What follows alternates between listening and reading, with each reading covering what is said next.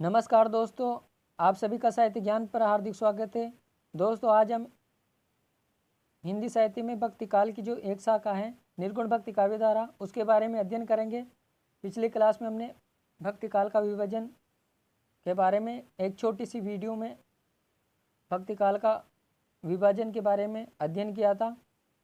आज हम निर्गुण भक्ति धारा के बारे में अध्ययन करेंगे। अगर दोस्तों आप हमारे चैनल पर नए हैं तो चैनल को सब्सक्राइब करें और बेल आइकन को प्रेस करें।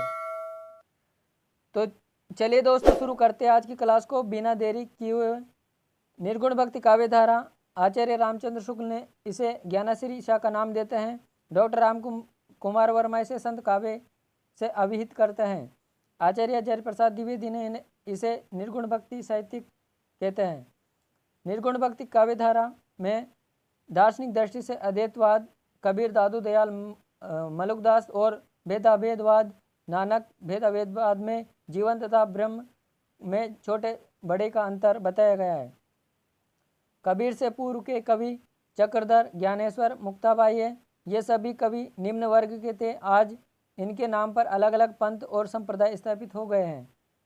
कबीर ने कबीर पंथ चलाया था, रैदास ने रैदासी संप्रदाय, नानक ने सिख पंथ की स्थापना की थी और लालदास ने लाल पंथ, दादू दयाल ने दादू पंथ, हरिदास ने निरंजनी संप्रदाय व मलुकदास ने मलुक पंथ चलाया था।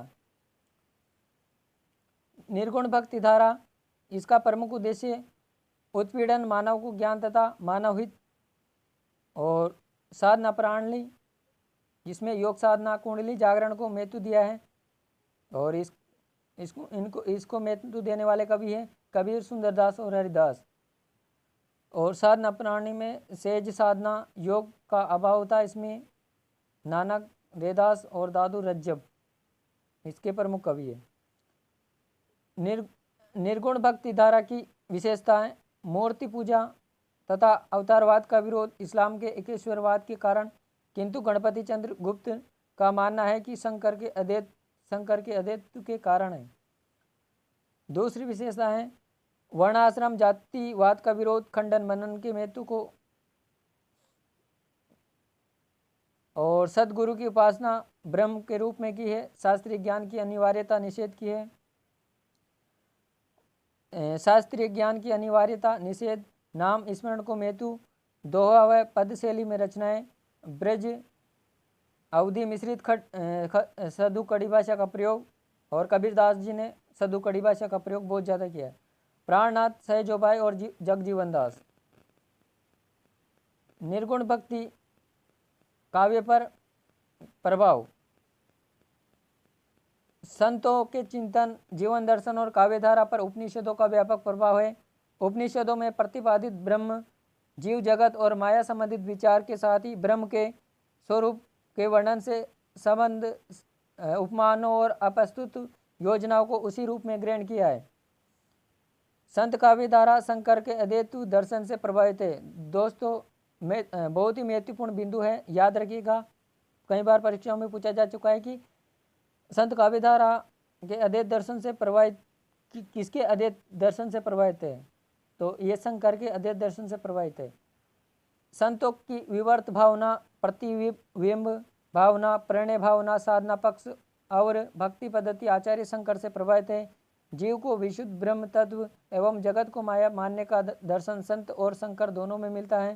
संत परंपरा में आत्मा की अखंडता, एक रसता और अद्वैत रूपता तथा एककनीयता का प्रतिपादन शंकर के अनुरूप ही हुआ है।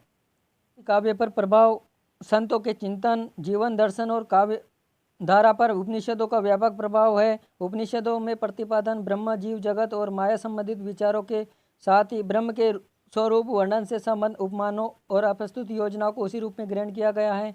संत काव्य धारा शंकर के अद्वैत दर्शन से प्रभावित है। संतों की विवर्त भावना, प्रतिबिंब भावना, प्रणय भावना, साधना पक्ष और भक्ति पद्धति आचार्य शंकर से प्रभावित है।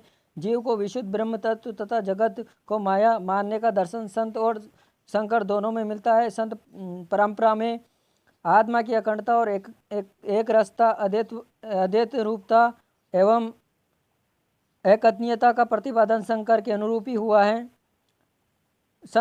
संत साधना में प्राप्त योग प्रक्रिया नाथ पंथिसाध न पद्धति से प्रभावित है। सिद्धों की उलट भाषाएं उस संध्या भाषा का प्रभाव देखा जा सकता है। संत काव्य धारा पर तंत्र साधना का भी प्रभाव देखने को मिलता है। कबीर भले तंत्र न जानू मत मंत्र न जानू जानू सुंदर काया पर अवहेलना करते हैं, किंतु उनके अनंतर मलुक पंथ और निरंजनी संप्रदाय में यह प्रभाव देखा जा सकता है।